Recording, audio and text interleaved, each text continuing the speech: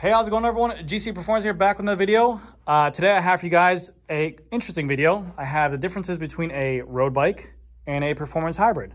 Now, granted, this is a little bit more of a chunkier tire hybrid, but it still will do the job. They are both a large or a size 56 in the perspective categories. So I figured I'd show off, if you're trying to get into the sport, what you want to spend your money on, because I have a lot of people come in there and asking to say, I want to get into cycling, but I don't know if I should get this bike or that bike, and I'll kind of show you guys the differences and what I recommend both bikes for. So hopefully this video will find some knowledge or give some knowledge to someone. Hold on, that's my alarm going off. Give me 1 second. Sorry about that. The alarm automatically turns on, and I'm after hours here. But hopefully this will give you guys some kind of perspective on and help you guys out whether or not you guys want to choose a road bike or a performance hybrid in that matter to get going on your cycling adventure or in that type of field. So without further ado, this is considered a specialized tarmac. This is one of their race ready bikes. This is a carbon fiber version, but they also have a cheaper base model left of the bike. But in terms of sizing, this is a size large or 56 in a road bike, and this is a size large in a performance hybrid. So what that means, if you're ever looking for a road bike or a hybrid, hybrids typically tend to be in terms of sizes of small, medium, large, and extra large. And in road bikes, you always see a number there, which will be either a 52, 54, 56, but they are both considered the same, a large, and they're both categories. But right off the bat, we can see, standing side by side, the handlebars. One handlebar height is way different than the other one. On the road bike, it's a little bit more slouched over, it's a little bit more aggressive. It's gonna put your body into a more aggressive position to give you more speed. It's typically meant for exercising or to compete in races or what have you, whatever you want to do with it. But if you're looking at getting a road bike, mainly what I tell people is that when you buy the bike, you're only going to get on the bike when you're going for exercise. You're going to go do your X amount of miles and then come back home. And then the person will usually go, well, what if I want to take it to a park or ride on the sidewalk? You don't typically want to ride these on sidewalks. You can, but you want to try to go onto a bike lane or a dedicated bike path, something that you can get up to top speeds on and really exert yourself and get the workout that you want to get into. These are not really leisure bikes because you're going to be bent more at the hips. You're going to be dropped down to the aggressive handlebar position. You'll have more weight on your shoulders, on your arms, on your elbows. And it won't be typically fun if you're riding at cruising speeds because of the fact that your body will typically know that's in that position and be more uncomfortable. Whereas a hybrid, it's a little bit more upright. And you can even see, this is a little bit lower than what normal stem size is. So this will actually be higher than what it is too. But on a hybrid, it is a little bit more for leisure. You can do distance on these types of bikes. You can go 10, 15, 20, 30 miles, whatever it is. You can do the same amount of miles you want to do on this road bike, but it might take you a little bit longer because it has bigger tires or a heavier frame. They do make carbon fiber hybrids as well, but that's to choose if you want to get there. And usually when people get up to $2,700, they typically do choose a road bike because it gives them more advantage. But if you have a pre-existing injury, like a lower back injury or a neck injury, and you purposely need the bike to be higher up, then a hybrid might be the way to go because it will be more comfortable for you in the long run. Also with the hybrids as well, you can ride on sidewalks. They usually do have tires and rims that are built more for a little bit more of a beating. The rims on the road bike are more of a lighter weight wheel. They're skinnier rim sizes. They are also lighter weight spokes. Everything on the bike is meant for lightweight, and they want it to be as light as possible. So they do tend to take a beating quicker, and the tire pressures on these wheels are a lot higher of a tire pressure because of the fact that it's a skinnier tire, so it needs more pressure to keep up your weight. Whereas on a hybrid like this, you have a wider tire, so you can go to a lower volume pressure, which will be a little bit more forgiving on your body, and also make it more comfortable for that riding as well. So yes, so on a road bike compared to a hybrid, you will be more bent over and it will be a little bit more uncomfortable for that reason. Also with a hybrid, you're gonna get more gearing options. You're gonna get a wider range of gearing options, usually not on the high end, but more suitable and more versatile for city cruising or like in this instance, this is a little bit more of an off-road hybrid, but you can still take it on cities. This is a 1x in the front with 11 gears in the back or 10 gears in the back.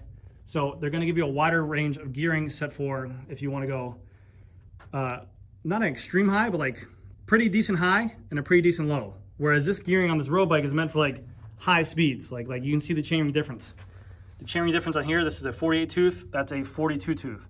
This is meant to get up to top end speeds and being able to maintain those speeds easier than something like that. They know that someone's not going to buy the hybrid over there and be chugging on that bike as fast as they can, as hard as they can for the whole duration of the ride. They usually think they're going to maybe a leisure ride to the store, go to a cycling loop, do your laps, go home, whatever it is, you know, or maybe ride around the neighborhood with the kids and wife. That's for that type of option. Whereas a road bike, you leave your door, you go out the buds, you go on a group ride, you hit your high gear and you start, you know, going at it. It really is more geared towards a performance style bike. So keep that in mind. Also, between the two of them, think of longevity.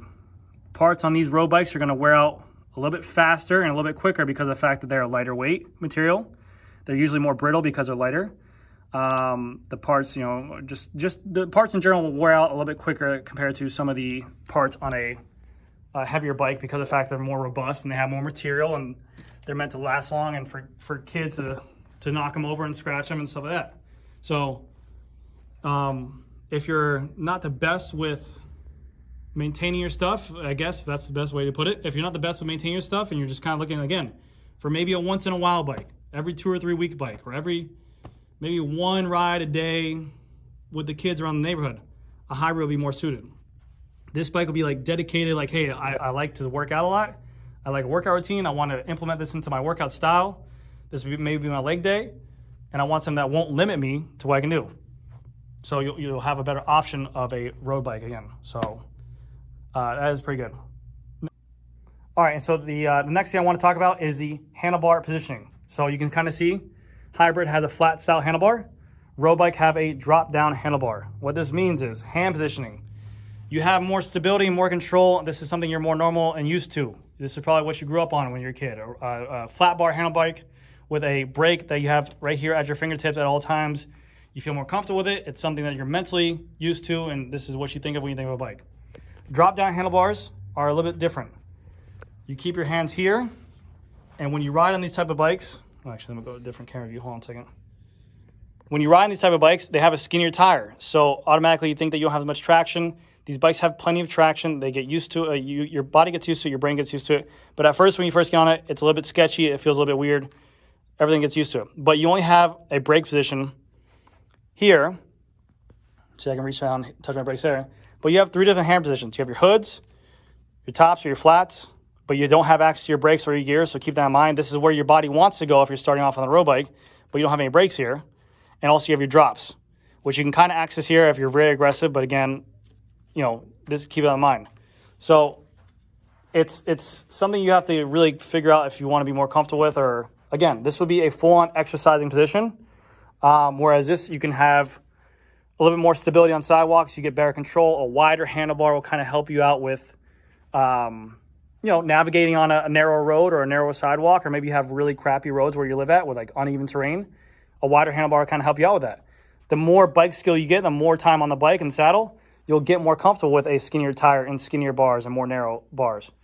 This comes second nature to me. I can ride this whole bike throughout the store, in and out of these paths and everything like that. You get used to it. But for someone who's just starting off and trying to figure out whether or not they want a hybrid or a road bike, if their concern is safety and their concern is leisure and comfort, this kind of handlebar will always come more natural to someone than going to this right away. So keep that in mind. But, so to wrap it up, these two bikes, they both have price ranges in their own respective categories. They make road bikes that start at $800. They make hybrids that start at $800. They make carbon fiber hybrids that start at $2,700. And they make carbon fiber road bikes that start at $2,700, and so on and so forth. So if you're looking for a bike, price and like what you get for your money shouldn't be the issue. It really should just be what you're looking to use a bike for. The road bike, I always say, you got to know what you're going to use it for. You got to figure out what you're going to use it for. If you're looking to really do exercise, you want to implement this into your workout routine, you want to get going, you want to say, hey, I want to use this for my leg day, I want to lose some weight, I want to get some cardio going, the road bike will give you more benefit. It won't really hold you back, and it won't really, it won't really hold you back from what you're trying to achieve. You know, you can do mileage, you can do distance. It's not going to hold you back in speed. You're not going to go into a group ride and say, hey, man, I don't have the gearing for this. I keep on getting dropped. I'm sitting upright straight. No, this bike is going to put you in the right position, and it'll give you all the necessary tools so you don't fail. Whereas a hybrid, this is going to be more aimed towards someone saying, hey, I want to get a bike, maybe put some exercise in, maybe do a 20-mile ride here or there, start off with a 5-10 mile ride, then get into a hybrid down the road, or maybe then work my way into a road bike and figure that out. But I really want to get this bike just to have for like exercising, maybe leisure rides with the kids and wife or the boys, and go to the bar and get some drinks. This has more of that option. You know, you can take this around, you can go through sidewalks, you can navigate through harder roads and stuff like that for a novice or something like that. So keep that in mind. I definitely recommend saying if you're looking for strict exercise and strict performance, road bike, obviously. If you want a can-do all-around bike, go for the hybrid. I get a lot of questions all the time saying, I want a bike that I can do everything with. There's no such thing. You can't take these on mountain bikes. You can't take that on I wouldn't recommend uneven terrain because you'll get a lot of flats with that high pressure. So that's why they make all these different bikes, and that's why there's so many different confusions. But pick a bike that's suited for what you're going to use it for the most. And then once you get this bike and you figure out, hey, I like cycling. I want to do more exercise rides. I know I just spent $1,000 on this bike, but at this market, you could probably sell for more. But figure out if you're going to keep it. If you have the money to buy a $1,000 bike, you're probably not hurting yourself. You're probably not hurting in the long run. Make the investment later on to get a road bike and then go on and go forth. Or sell it and go from there. But you need to figure out what this bike's going to be used for you, what works best for you and your lifestyle, and don't lie to yourself when buying a bike and be like, oh, I want to get a bike, but I want someone to drop down handlebars, and maybe as soon as you get on it, it's just not for you because you're so uncomfortable because maybe you have a pre-existing injury. So don't force yourself on something. Ride what's comfortable for you. As long as you get out there and get miles, that's all we care about. So I hope this video helped you guys out. If you guys have any questions, concerns, anything you want to ask me, leave me a comment down below in the comment section. I read all the comments. I try to respond to them as quickly as possible. Also, if you have any questions, send me an email, gcperformanceyt.com. I try to answer there as well.